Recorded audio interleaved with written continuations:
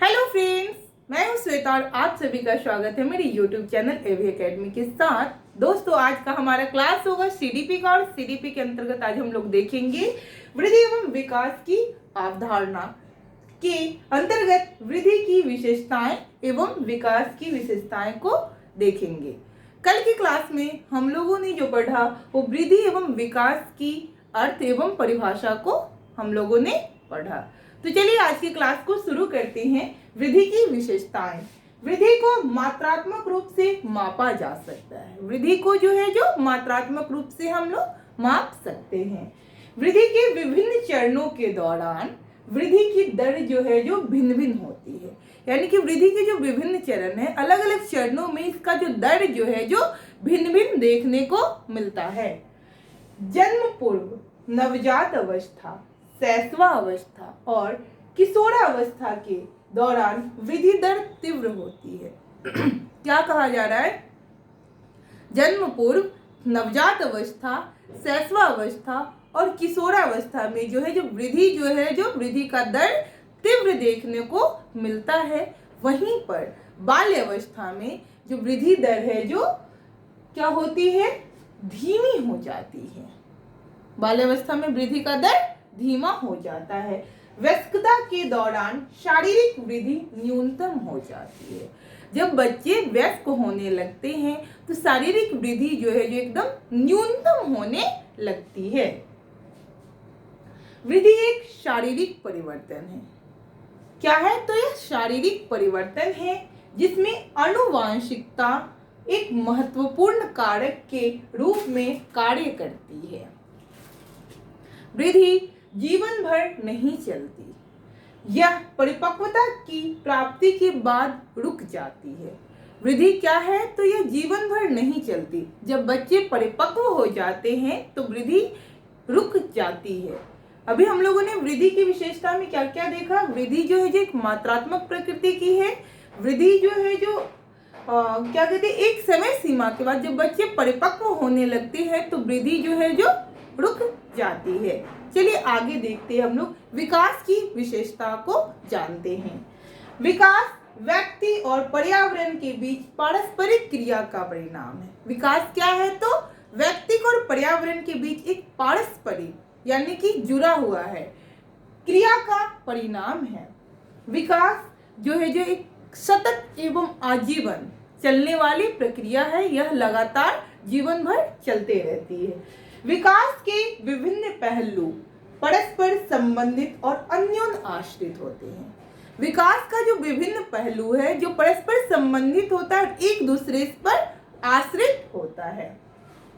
विकास सामान्य से विशिष्ट की ओर बढ़ता है। क्वेश्चन पूछता है, इंपॉर्टेंट पॉइंट है, ध्यान दीजिएगा। विकास कैसे होती है? तो सामान्य से विशिष्ट की ओर बढ़ता है। सिंपल टू कॉम्प्लेक्स क्वेश्चन पूछता है। सीटेट कितनी बार पूछा है? अदर टेट्स में भी इस टाइप के क्वेश्चन रहते हैं। तो वृद्धि विकास जो कैसे बच्चों में विकास अगर देखने को मिलते तो किस प्रकार से बच्चे की विकास होती है? सिंपल टू कॉम्प्लेक्स यानी कि समान से विशिष्ट की ओर, या फिर ऑप्शन में भी दे सकता है विशिष्ट से सामान्य की ओर। इस तरीके से कंफ्यूजन क्रिएट करता है। तो आपको कंफ्यूज नहीं होना है। विकास जो सामान्य से विशिष्ट की ओर बढ़ता है। आगे देखते हैं। और सामूहिक विभेदीकरण तथा एकीकरण पर आधारित होता है। विकास प्रकृति में कार्यात्मक होता है। विकास क्या होता है प्रकृति में? तो कार्यात्मक होता है। और वृद्धि की जो प्रकृति है जो क्या है, कल हम लोगों ने डिस्कस किया था इसको। वृद्धि की प्रकृति जो मात्रात्मक होती है। तो इन दोनों के बीच में आप लोग कंफ्यूज नहीं होइएगा कि वृद्धि की जो प्रकृति है जो मात्रात्मक है और विकास की जो प्रकृति है वो कार्यात्मक है। इन छोटी छोटी चीजों पर ध्यान देते जाइएगा, यहीं से क्वेश्चन बनता है। विकास मात्रात्मक पहलुओं के बजाय गुणात्मक एवं चारित्रिक में परिवर्तन को इंगित करता है। विकास क्या कर रहा है? तो यह विकास जो मात्रात्मक पहलू की बजाय, ध्यान रखिएगा, गुणात्मक एवं चरित्र में परिवर्तन को इंगित कर रहा है। आगे, विकास का तात्पर्य कार्य प्रणाली और व्यवहार में सुधार से है। विकास का तात्पर्य क्या है? तो यह है कार्य प्रणाली और व्यवहार में जो सुधार होता है उससे इसका तात्पर्य है, और इसीलिए यह गुणात्मक परिवर्तन लाता है। इसी के कारण यह गुणात्मक परिवर्तन लाता है जिसे मापना संभव नहीं होता। आगे देखते हैं हम लोग, विकास व्यापक और विस्तृत होता है। विकास क्या है? तो यह व्यापक है और विस्तृत है, विस्तृत रूप से देखने को मिलता है। इसमें वृद्धि और जीव में होने वाली सभी परिवर्तन शामिल होते हैं। विकास में वृद्धि और जीव में जितने प्रकार की परिवर्तन होती है सभी कुछ शामिल होती है। आमतौर पर वृद्धि विकास की प्रक्रिया को प्रभावित करता है। अगर जनरली हम देखें तो वृद्धि क्या करता है कि वृद्धि जो है जो विकास की प्रक्रिया को प्रभावित कर रही है, लेकिन इस यहाँ पे आप लोग थोड़ा सा गौर फरमाइएगा। प्रभावित तो कर रही है, वृद्धि विकास को प्रभावित कर रही है, लेकिन हमेशा नहीं, लेकिन इसको हमेशा प्रभावित नहीं करती, जैसा कि उन बालकों के मामलों से स्पष्ट होता है जो ऊंचाई, भार और आकार के मामलों में नहीं बढ़ते, लेकिन नहीं बढ़ते हैं फिर भी, लेकिन जिनमें शारीरिक, सामाजिक, भावनात्मक और बौद्धिक संदर्भों में कार्यात्मक सुधार या विकास होता है।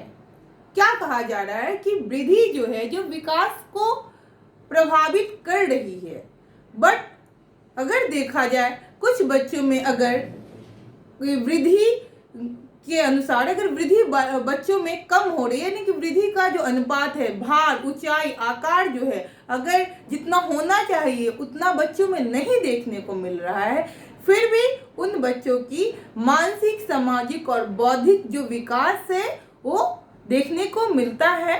तो इसीलिए वृद्धि विकास को प्रभावित करती है, लेकिन अगर सारे कंडीशन में देखा जाए तो कहीं कहीं अगर विकास वृद्धि बच्चों में कम भी हो तो जरूरी नहीं कि उस बच्चों का विकास रुक जाए, उस बच्चों का विकास होता है और बेहतर विकास देखने को मिलता है।